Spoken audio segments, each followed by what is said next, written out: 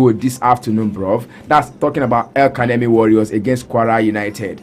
Yes, Academy Warriors Still unbeaten. Still unbeaten. Even though They are now fifth on the beaten, log. even though they are beaten Now as still Golosu, but for them to still maintain that unbeaten just shows the mentality this team has. At some point, I was having this conversation with one of my oga. We were saying we saw Kwara United go ahead with Emmanuel Ogbole through the penalty spot, and we are saying that this could be the first defeat for Academy Warriors. And in the 94th minute, we had Ismaili getting the equalizer for them.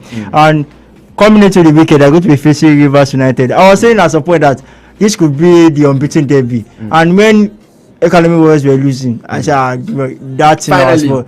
But now we are going to be having that unbeaten derby during the weekend between Rivers United and also Academy Warriors. One person has to lose this weekend. It can be a draw and the unbeaten continues. But one thing is certain is that Rivers United are doing the needful by getting wins compared to what Academy Warriors are doing. They got their second victory of the season against Enyimba at home, and this match was scheduled because of the flood that happened. Yeah, it's a match day 2 encounter here.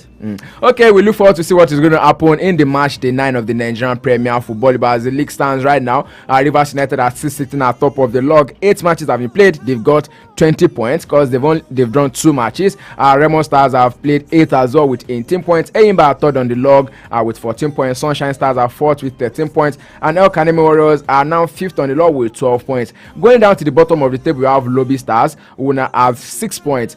Still, the Daniel Amokachi effect, the new manager bounce is not helping Lobby Stars. A lot of fans are saying, let's just give Daniel some time. This team, this is just his third game in charge, and it's just lost 1 game. Don't forget. So yes, they are looking to cut him some slack. Atlanta FC of Warith, people are saying maybe or maybe not they'll go back to that 20th where Lobby Stars are right now, because they seem to be the team that is destined to relegate. Aqua United on 18th in the Nigerian Premier Football League, and Ikorodu City the team with the latest resurgence are now on 17th on the log. Matches we played this weekend, and we'll tell you more about it in our subsequent editions of the show. Away from that right now, let's go talk a little bit about the Super Falcons, they were not able to train yesterday due to the rain that was falling all over Lagos, but their first training is going to be held this evening, and they even called on newsmen, journalists to come cover their training. And Justin Magudo said yesterday that he's happy and glad that he has his full squad ready to play these 2 friendlies against Algeria, because this is going to be the only test they'll be having before they go and play the WAFCON come next year in Morocco. Yes, it's going to be a good test for Justin Magudu. We will see his first job as he's on the interim basis, but will be the head coach this time out without any pressure, without him being under someone. So I think, like he already said, he has his full squad on ground. Yesterday they were not able to train because of the heavy rainfall. Now they are having their first training session. They will have 3 training sessions before the match on Saturday. But with what we have seen from this squad, there are 19 home-based players. We have 6 foreign-based players. Yeah. Those people who we are talking about, the goalkeeper China, and the captain Rashidat Ajibade. And there's also Monday Gifts. And hopefully we get the best out of this player. One thing I like about this is that the people who are going to be representing us at the continent, talking about Edo Kunz, majority of their players are currently in the squad, which is kind of a good thing. Inviting home-based players is kind of reducing the cost, which is good, because majority of these players, compared to players that are playing in the foreign leagues, will get the opportunity to arrive early, and that's why the reason why we have 25 team squad before the match is going to happen. It's a 2-header tie between them and the Algerians. I think fans are dragging Ngozi Okobi for a post she made on an Instagram page where she said it's a good one that Justin Magudu invited bulk of home-based players, that this is what they have been clamoring for. Don't forget Ngozi Okobi was a loggerhead, the former coach of the Super Falcons that I was talking about around the World Drum, and people are saying maybe she's just saying the right thing at the wrong time, because of course Ngozi is not yet retired from the national team, so she should not be the one who is going to be fronting for a move to say, okay, we want pure home-based players. You know, from this angle, if it was a major tournament, I don't think that this set of home-based players will be invited, because I'm looking at the opponent, talking about Algeria, and they are not at the top level when it comes to African women's football. And that's the reason why I said it's kind of a cost reduction when it comes to inviting foreign players compared to home-based players. She's still playing, and she shouldn't be talking about that. Of course, about of course. this. That is what that's the job of the coach. Let the coach make the decision. Whoever is inviting, whether foreign or home-based player, they are there to represent the country as well. And hopefully, with this new journey that Justin Magudu has started, we will see the best out of the Super Falcons. So much to talk about, so much to look into on the Sports Hub Show this evening. Don't forget you can keep track of this update and more by following us across all streaming platforms. We are live on our Facebook fan page at impact radio 102.1 FM. You can as well join us on our YouTube channel at impact 1021 FM and on X, my Twitter at impact 1021 FM. Before we go away from the home front, two more stories to take, and that has to be about the under 20 boys who will be playing against Cote d'Ivoire after the Burkina Faso defeat. We know that this particular tournament is a three-team tournament in our own group. So it means if you lose one game, you might just be out of the tournament already, and that is what is happening. Burkina Faso and Cote d'Ivoire have won 1-1 games. Both of them are on 3 points. Nigeria, 0 points. You know, we have had this conversation before about the possible scenario to happen in this group. As it stands, the other two teams, talking about the young Etalon and also the young Elephant of Cote d'Ivoire, those two teams are with 3 points after one game. And we have our second opportunity to play 2 games now against the Cote d'Ivoire national team. What you have to do is win our game. And if we don't need the help of anyone, win our game with at least 2 goal margin. Then we put ourselves in a better position of qualifying into the semi-final. And there's also the possibility, like you pointed out on Monday, about the possibility of using fair play, where cards comes into play. Because if Nigeria beats the Cote d'Ivoire side by 1-0, then we are all in the same number of points, goal difference, goal scored, goal against, and the rest. And what is left to judge or to separate the teams that are going to qualify, we have to come to the number of cards each team collected. And the Cote d'Ivoire national team collected red against Burkina Faso side. And I think that Ali Ziberu has to, you know, one thing about this age gate tournament is that if this particular team those qualify for the major tournaments, then they are all forgotten. No matter the talent that there is in that particular team, this set of players will not be remembered. If they don't make it true, of course. They will not be able to progress into the, talking about the Super Eagles or the Dream Team. But what I want Elizabeth to do is that the game tomorrow, we have to get the 3 points. Okay, we're looking forward to see whether or not the boys will be able to get the maximum 3 points. And now wrapping up, we're still waiting for the verdict of the Confederation of African Football Disciplinary Committee, because it was said that today during the Ordinary General Assembly that is currently on the way in Addis Ababa, we also have the FIFA president in attendance as well. That's talking about Gianni Infantino. But President Musepe came out yesterday and he talked off. Says, you know what? We don't like this happening in our football. We want you to treat national teams as much as you treat your own people. Accommodate them, feed them. This is not what we want to see happening. And says, I don't want to talk much about it because the disciplinary committee are working on it. Yes, it's the job of the disciplinary committee. And like he pointed out, he said he doesn't want to comment on the game, the incident between the Libyan national team and also the Libyan FA and also the Super Eagles. But at the same time, he has given us an hint where the judgment or the verdict is going to go. He said this thing has been going on when it comes to the African, both the clubs and the national teams. And I think it was the Super Eagles. You know that when you are doing some things and you are getting away, when you do it to some, I say Baba mentioned that his phone is always on and he's always connected. Say his phone was just buzzing. Say be like You know that there are some people that can do something to and get away. But the Super Eagles is one of the biggest brands when it comes to African football. Of course. And that's why talk about world football. A lot of talks has been here. And we saw foreign news outlets also carry the news. He also pointed something out that during COVID, some countries were using COVID as an excuse to remove the best player in some teams. We saw, I think, there was an incident between Rivers United where, at that point, Afeloa was the goalkeeper of Rivers United. And that period, he was one of the best goalkeepers in the league.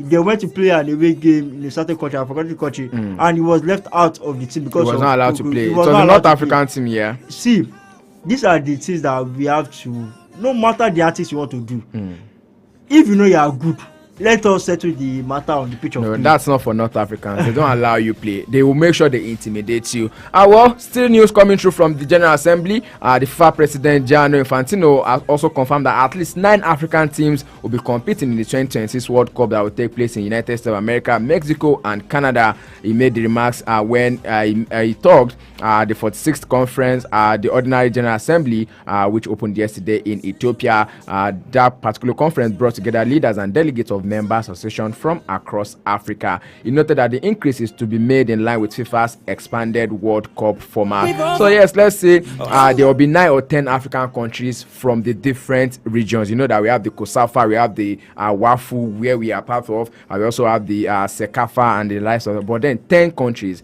participating. Can we say that maybe Nigeria still has a chance of playing in the World Cup? Nigeria has a chance of playing the World Cup, and the reason why we got the 10th slot was what Morocco, because they are the host nation did in the 2022. What are you talking about? Is it the Women's World Cup? No, I'm talking about FIFA 2026. 2026. The reason why Morocco got that slot, help Africa to get that slot because of how far they went at the competition. That's talking about the 2022 World Cup. And we are going to be having 10 teams. 9 teams are going to be getting automatic qualification. One or other team will go and play the playoffs. And hopefully, with Nigeria, where it stands. Let's look at our group. Is kind of shaky. Say that we go play playoffs. The way it's the first that is going that is getting automatic, and the second best team. That's just one second best team will get the opportunity of playing the playoff. Is the Super Eagles going to get that one of the automatic slots or the playoff stuff? You have to. It's a question that is having a lot of question mark on it. All right, away from that right now, let's go straight to Europe, and we start with us coming through from the world of boxing. According to reports coming out now, it's been said that Tyson Fury and Alexander Usyk will meet in London before their rematch on December 21. Usyk, don't forget, defeated Fury in the undisputed heavyweight fight in May, and now Fury will be aiming to avenge the first career loss, where Usyk is now defending his WBO, WBC, and WBA titles. We look forward to an entertaining end of the year, by the way. December 21, this big fight between these two guys. They'll be meeting in London this weekend. It's going to be an interesting fight. We saw the first bout between both of them, and it's when they ended in favor of Alexander Usyk. This time, Tyson Fury wants to come out after he has kind of have a dent to his unbeaten record. But Usyk, looking at the recent boxers in the heavyweight, he has been the best. He defeated Anthony Joshua, took out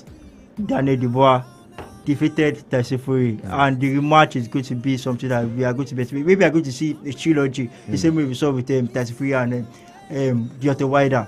And I think that we have a bout to watch out for in December between those two. Okay, away from that now, let's go straight into the world of basketball. I know you're excited about this one. I know you are elated about this one. The NBA 2024-2025 tipped off yesterday, and as you know, as you would have expected, the Los Angeles Lakers started off on the front foot. Cause yes, they were able to get one against the Minnesota Timberwolves yesterday. 110 to 103. That one ended. Making history is LeBron James and also Bronny James. Yes, we have been expecting this moment after LeBron announced that he is going to wait to play with his son. And it happened yesterday with Bronny James and also LeBron James sharing the court together. It was just for, I think, 2.5 minutes. Yes. Because Bronny played 3 minutes. He had an opportunity of playing 3 minutes. Yeah, I mean, he's a rookie, we understand. Before both of them came on the court, we had LeBron giving advice to his son, talking about Bronny James, and he said something after the game that one of the greatest gifts the man up there gave him is the opportunity of playing with his son. Since he's not been able to spend much time with him. Playing his 22nd season. Yeah. He show how this guy has been when it comes to the world of basketball. He's one of the greatest players of all time. He's still arguing with. But other thing, he had 16 points yesterday. Yeah. Anthony Davis had the dominant performance. He had 6 points, 16 rebounds. We also have the rookie, talking about the guy that was drafted into the I mean, people are saying that yesterday Anthony Davis was actually the hero for Lakers, not the LeBron and Bronny history making. You know, one thing, but that was what overshadowed that game. That's had to overshadow that game because this is the first time it's happening in the history of the NBA. But for Anthony Davis, there has been a lot of talk. A lot of people have said that that Lakers team, it should be the one controlling. But when you have someone like LeBron, I don't think he will be the poster boy of that particular team. But Timberwolves, after the impressive performance they had last season, breaking the record of over 20 years, that's 2 decades, getting into the playoffs and also getting into the Western Conference final. They were hoping to start the season on a similar note there after having that wonderful performance last year, but it didn't end up because Anthony Davis had 27 points. We also have the people who traded, talking about Julius Randle had 16 points, and also Deontay DiVincenzo also had 10 points. And this is the first time the Lakers will be winning their opening game after 7 attempts. 1-1-0. That was amazing. They almost lost it though, because Minnesota were close, 1-1-0 to 1-0-3. Had it been they had maybe let's say 1 more minute in that game, and then Minnesota were able to get some 3-pointers, the story would have been another thing. Away from that, defending champions Boston Celtics were also in action yesterday against New York Knicks, and then they are now tying the NBA 3-point record with 29. Someone is saying that Celtics buried the New York Knicks in that game. Based on the results, I think it was buried, and you pointed out something that they tied the Milwaukee Bucks when it comes to 3-point. And one of the strengths of this Boston Celtics is their 3-point. And yesterday, after they tied that record of Milwaukee Bucks, they had 13 opportunity to surpass that, but it got to a state that, according to Jalen Brown, he said something that it became more like a jinx because they were looking to break that record, but they were not able to do it. But at the same time, for that Boston Celtics, which what you saw them did last season, winning the regular season by 14 games margin, entered into the playoffs, had 16-3 run when it comes to the playoffs, and at the end of the day, they were able to get the ring yesterday, and also the 18th championship banner was raised yesterday. Raised for them. Yeah, of course, amazing for them. Other games will be going down this evening as well. We'll be saying the Indiana will be up against Detroit, Brooklyn will be up against Atlanta, early morning Nigerian time. You can tell 12 a.m., 12:30 a.m. There's also going to be Orlando Magic up against Miami Heat. Milwaukee will be hosting Philadelphia 76ers. 76ers, my heart is going out to them right now because the season has not even started and they are being rocked with different type of injuries. Of course, we already know their point guard Joel Embiid and also Paul George, the two of them will be out of the game. Tamilore, you want to talk about basketball, Luby? Oh yeah, I want to talk about the Celtics game because I don't know. I had to stay up and watch it because there's something beautiful when you stay awake looking forward to a particular basketball game. That's right. And Celtics have been brilliant over the years. I don't know, but I felt that 2 or 3 years ago they were underdogs till they came up just the same way.